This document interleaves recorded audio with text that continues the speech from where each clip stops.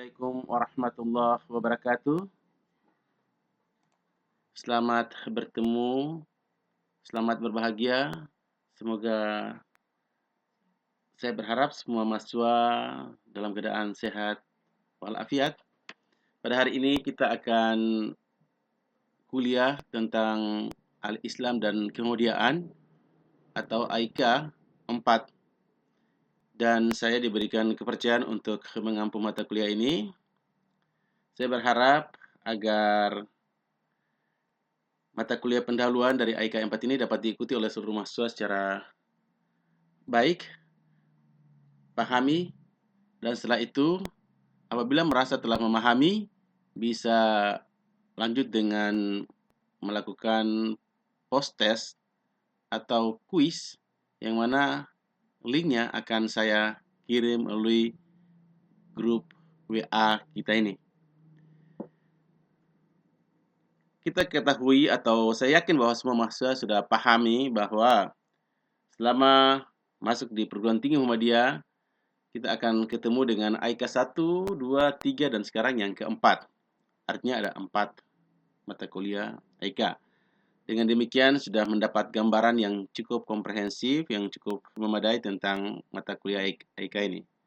Namun demikian, untuk mengulas kembali ya apa yang pernah dipelajari dalam pendahuluan ini, saya akan memberikan lagi gambaran agar betul-betul paham apa itu mata kuliah Al-Islam dan Kemuhammadiyaan.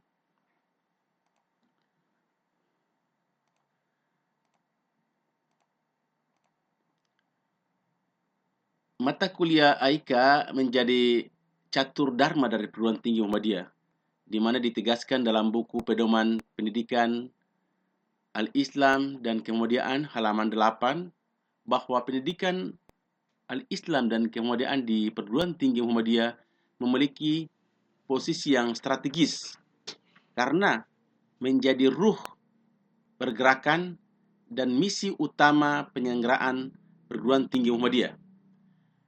Pendidikan Al-Islam dan Kemuhammadiyaan menjadi basis kekuatan spiritual, moral, dan intelektual serta daya gerak bagi seluruh sivitas akademika. Peran strategis AIKA adalah cukup urgen, yaitu menjadi ruh penggerak.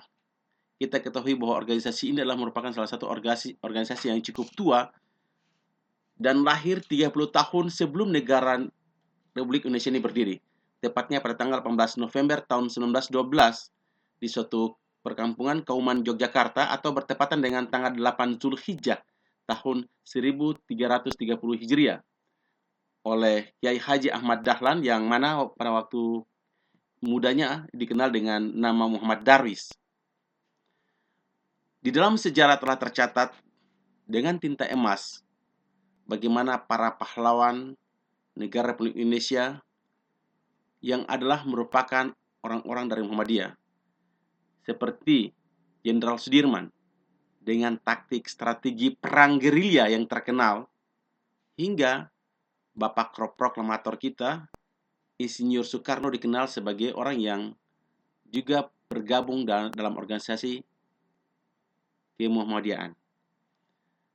Dengan demikian dapat dikatakan bahwa Muhammadiyah ini memiliki ruh kekuatan penggerak yang bisa memberikan motivasi, dorongan, energi, kekuatan sehingga para pahlawan ini mereka bisa berjuang sehingga pada tanggal 17 Agustus tahun 1945 negeri ini bisa merdeka.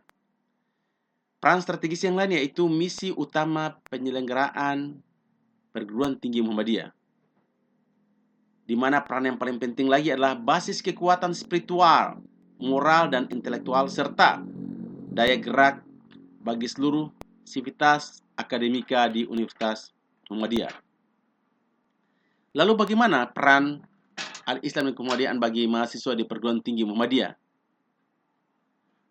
Yang pertama adalah bisa memberikan keyakinan kepada mahasiswa bagaimana peran Muhammadiyah itu bisa memberikan warna, kontribusi terhadap pemikiran dan pola pikir, pola tindak agar mahasiswa itu memiliki suatu pemikiran yang komprehensif dan memiliki penciri khusus sebagai seorang alumni dari perguruan tinggi Muhammadiyah dan juga sebagai pedoman implementasi pendidikan bukan saja pure pendidikan, tapi ada nilai-nilai plus yang dimiliki oleh setiap alumni dari perguruan tinggi Muhammadiyah.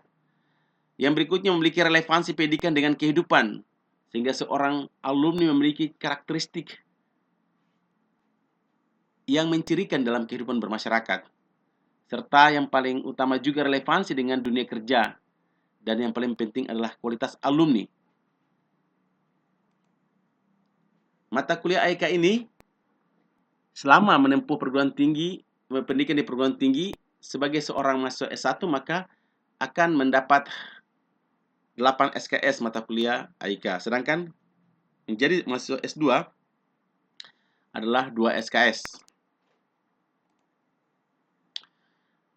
Sebagai calon pendidik, kalian sudah ketahui bahwa bagaimana pembentukan mata kuliah. Demikian juga pembentukan mata kuliah AIK sesuai dengan kurikulum KKNI.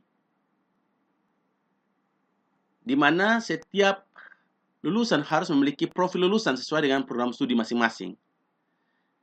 Profil lulusan ini, untuk mencapai profil lulusan, maka ditetapkanlah capaian pembelajaran. Di mana capaian pembelajaran ini ditetapkan bahan kajian apa yang bisa mencapai apa yang diinginkan dalam CP atau capaian pembelajaran. Nah, dari bahan-bahan kajian ini maka muncullah mata kuliah. Dan AIK ini masuk dalam mata kuliah ini.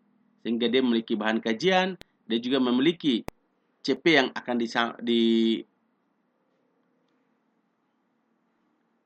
dicapai, ya, capaian pembelajaran yang akan dicapai, serta dia akan memberikan profil atau warna bagi lulusan.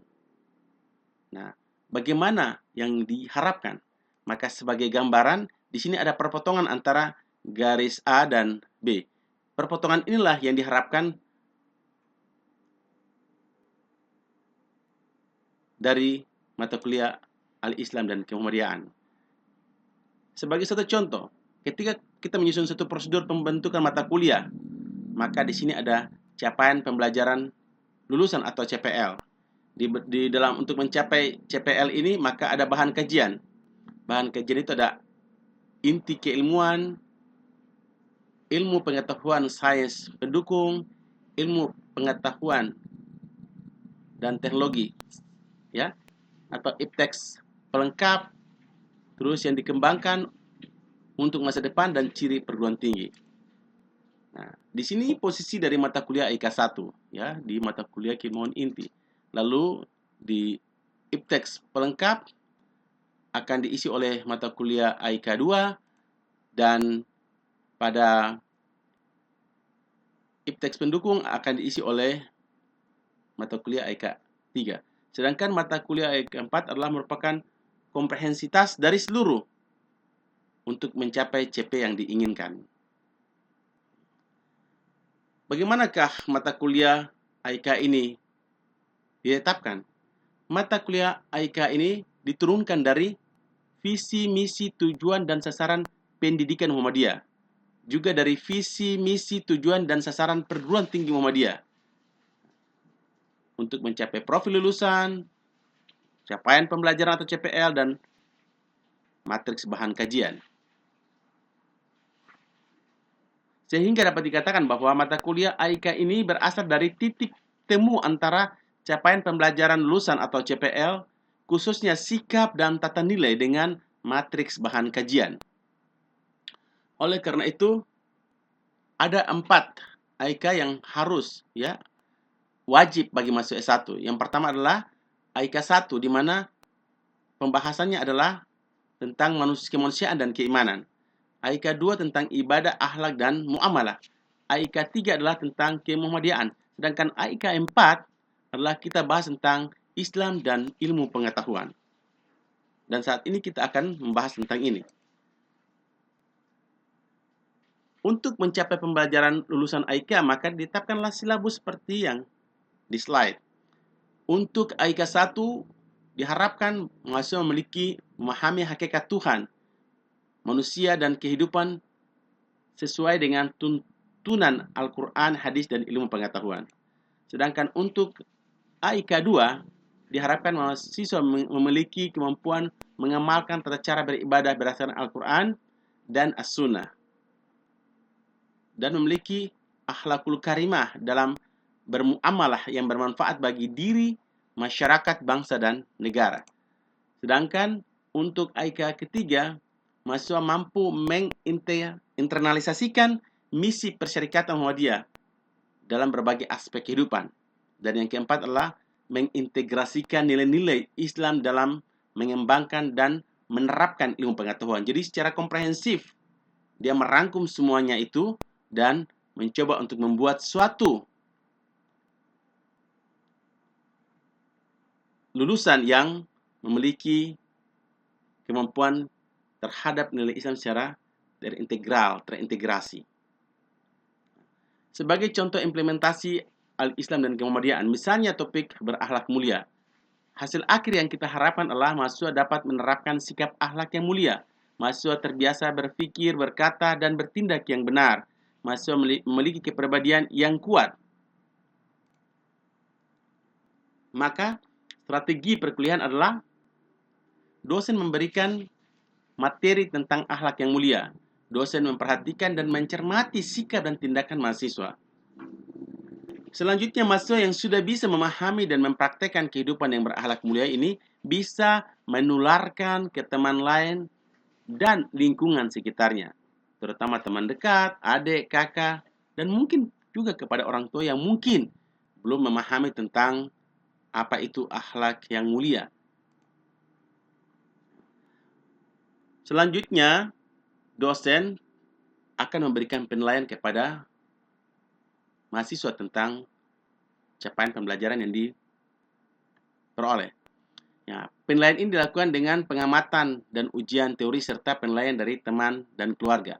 Dosen melakukan tes dan pengamatan terhadap, contohnya, ya, cara berpikir, bersikap sehari-hari melalui penilaian diri sendiri, meminta penilaian dari teman, meminta penilaian dari keluarga, dan juga melakukan tes terhadap penguasaan materi akhlak. Bagaimanakah implementasi AIK ini agar betul mata kuliah AIK atau Al-Islam dan Kemuhammadiyaan ini bisa tersampaikan sesuai dengan tujuan yang diinginkan, sesuai dengan visi misi Muhammadiyah, visi misi pendidikan Muhammadiyah, visi misi perguruan tinggi Muhammadiyah. Nah, oleh karena itu implementasi AIK sangat ditentukan oleh dosen yang mengajarnya, yaitu harus dosen yang memiliki reputasi berkepribadian Islami, reputasi akademik yang memadai, dan reputasi non-akademik yang memadai. Kepribadian Islami ini adalah seorang dosen yang betul memahami ilmu-ilmu keislaman, Al-Quran, hadis, sejarah, yang memiliki reputasi akademik, minimal memiliki kualifikasi S2, paling bagus lagi kalau S3 atau doktor, dan juga memiliki kepangkatan akademik yang sudah cukup tinggi, ya mungkin saja lektor kepala atau guru besar, dan juga memiliki reputasi non-akademik, diakui secara umum oleh masyarakat, dikenal luas, mampu atau pernah memimpin suatu organisasi kemasyarakatan yang besar, atau mampu diberikan amanah sebagai seorang ketua dalam kepanitiaan strategis dalam pemerintahan. Dosen dengan kualifikasi inilah yang diharapkan bisa menjadi seorang pengajar mata kuliah AIK. Jadi mata kuliah AIK ini adalah suatu mata kuliah yang sangat spesifik dan urgen di dalam kemuhammadiyaan, terutama di perguruan tinggi Muhammadiyah. Oleh karena itu tidak bisa sembarang orang diberikan kepercayaan untuk mengajar mata kuliah ini. Nah, oleh karena itu maka perguruan tinggi Muhammadiyah telah menyiapkan program-program studi Islam di berbagai perguruan tinggi Muhammadiyah, contohnya di UME, UMY, UMM, UMS, UMJ, UMPP, yang telah menyelenggarakan konsentrasi mata kuliah AIK. Hal ini dikarenakan oleh semua perguruan tinggi Muhammadiyah itu membutuhkan dosen Al-Islam dan Kemuhammadiyaan yang minimal berpendidikan master atau magister. Nah, dengan demikian profesi sebagai dosen pendidikan agama Islam khususnya untuk AIK ini masih terbuka luas. Dan ini mungkin banyak ada mahasiswa dari mahasiswa kita yang tertarik interest untuk melanjutkan ke konsentrasi ini, silakan. Dengan demikian dapat dikatakan bahwa AIK adalah salah satu alat yang dipakai atau tool yang dipakai untuk memenuhi kebutuhan atau memenuhi visi Majelis Dikti Dikti Litbang PP Muhammadiyah atau pimpinan pusat Muhammadiyah. Di mana visi Majelis Dikti Dikti Litbang itu adalah berkembangnya kualitas dan ciri khas pendidikan Muhammadiyah yang unggul, holistik atau komprehensif, universal dan terkelola baik yang didukung oleh pengembangan ilmu pengetahuan sebagai wujud aktualisasi gerakan dakwah dan tajdid dalam membentuk manusia yang utuh atau manusia yang kafah sebagaimana tujuan pendidikan Muhammadiyah. Sedangkan visi pendidikan Muhammadiyah sendiri adalah terbentuknya manusia pembelajar yang bertakwa. Nah, takwa ini kita sudah bahas pada AIK 1. Berakhlak mulia ini juga sudah dibahas pada AIK 1. Berkemajuan dan unggul dalam ipteks sebagai perwujudan. Nah, kemajuan dan unggul dalam ipteks ini yang akan kita bahas dalam AIK 4. Sebagai perwujudan tajdid dakwah amar ma'ruf nahi mungkar. Apa itu amar ma'ruf dan nahi mungkar? Amar ma'ruf dan nahi mungkar adalah kemampuan seseorang dalam melakukan hal-hal yang baik dan bisa mencegah hal yang buruk. Jadi dia bisa menjadi uswah, contoh melakukan hal-hal yang baik dan sebagai uswah atau contoh untuk menghindari hal-hal yang buruk dan bisa menghindari hal yang buruk atau mencegah hal-hal yang buruk. Nah, demikianlah pembahasan kita tentang pendahuluan mata kuliah Al-Islam dan Kemuhammadiyaan 4 ini. Saya berharap semua mahasiswa bisa mengikutinya dengan baik, memahaminya, dan setelah itu kalau bisa sudah menganggap bahwa sudah paham, bisa dilanjutkan dengan mengerjakan post-test atau kuis yang linknya telah saya kirim di WA grup kita ini. Billahi taufiq wal hidayah. Apabila ada salah dan hilaf, saya mohon maaf. Assalamualaikum warahmatullahi wabarakatuh.